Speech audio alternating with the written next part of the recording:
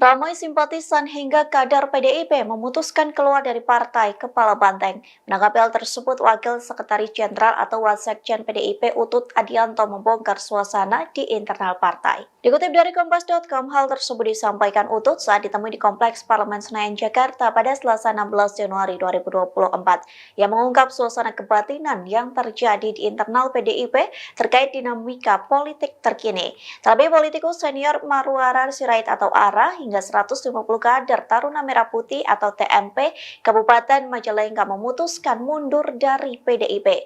Utut menganalogikan seolah PDIP sedang berlomba balapan mobil Formula One, di mana mendekati garis akhir tikungan yang dilalui semakin tajam.